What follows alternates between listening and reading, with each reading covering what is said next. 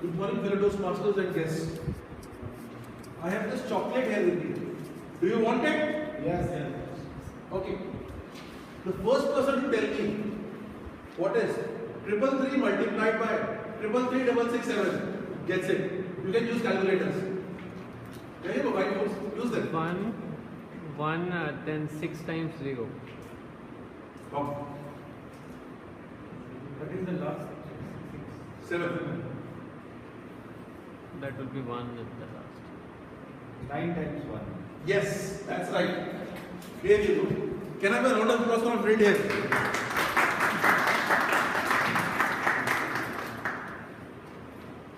My friends, it took less than 15 seconds to come up with the answer to a complex mathematical equation.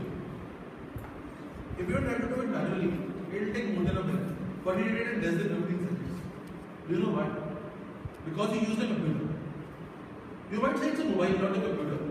But that device in his hand has more computing power than the initial computers used to set satellite into orbit. So I'll call it a computer. Computers are becoming a day-to-day part of our life.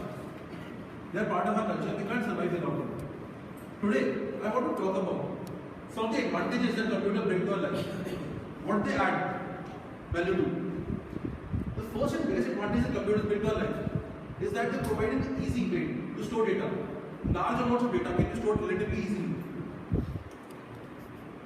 Punjab state, where land is the biggest source of economy, there is a lot of land trading involved there. And Punjab is the first state to computerize land records. All the information that was stored manually in big heaps of papers was stored in a small space. The advantage is that while doing a land transaction, it becomes very easy to access the data. So some time back, I was in Punjab, closing a big land transaction, which would have meant big revenue for me. Everything was done. Since it was a big land, made sure everything was done, covered properly. Every T was crossed, every I was dotted. I was there to sign the deed and get it registered. We needed to attach the entire land record along with the subsidy, which was very easy to get because it was computerized, a simple printout. So we took the printout, went to the registrar's office to get the deed registered. When we found out that there is an error in the printout. Some manual operator, when entering the data, had misentered the information and there was a discrepancy. 6 months it took us before we decided to drop the deal because there is no way to get the data corrected from computer records. My friends, using computers and data storage is good, but it should not become everything. There should have been a way to correct the data. Computer is not everything. There should be a way to correct it. A person should have simply looked at the data and said, there is a discrepancy here, let's correct it immediately. But it should not have happened that after 6 months the deal got dropped because of the error in computer records. Another example of computers that they bring value to our lives is that it's very easy to open up a laptop and a mobile phone and internet connection and set up office anywhere. How many of you have managed to send a mail after receiving a call at 11 a.m. from a client or boss and felt like the star of the day? My boss told me I did it immediately. Have you done it ever? I know I have done it. They help us do that. Computers help us achieve that level of performance. But this level comes at a cost. In Germany, the Labour Ministry has recently made it a law that it is illegal for bosses to call their subordinates after working hours.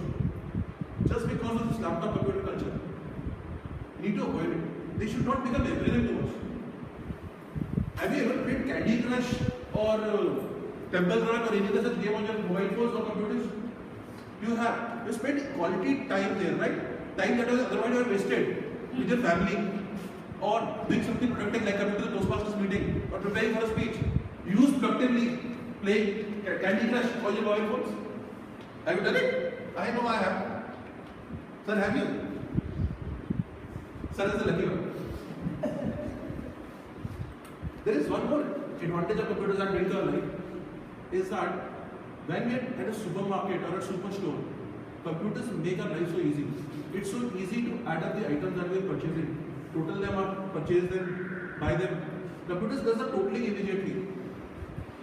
It makes the life move so much faster, so much better. Well, recently I went to a supermarket and shop at quite often, and then I realized that the supermarket was closed down. There was a police tape around the locks. So I tried to find out why, what had happened. Well, it turned out the proprietor of the superstore, he had programmed his computer to add random amount of money to any bill with more than 10 items, knowing that no one will check the total manually. Dependence on computers is good. They make our life easy. But once again, we should not become everything. My friends, I am not saying that we need to give up computers. No, we can't. They are part and parcel of our lives, of our society. They are here to stay. We will not be able to function without them. But we need to have time away from them. Today I want all of you to make me a promise. Like in no always Tuesday or Thursdays that most of you celebrate, I want you to promise me that you have a no computer day in your life every week. Spend it any way you want. Go clubbing, go gymming, go golfing, read a book, spend it with your family, play sports, do whatever you want to. But say no to computers for a day. Thank you.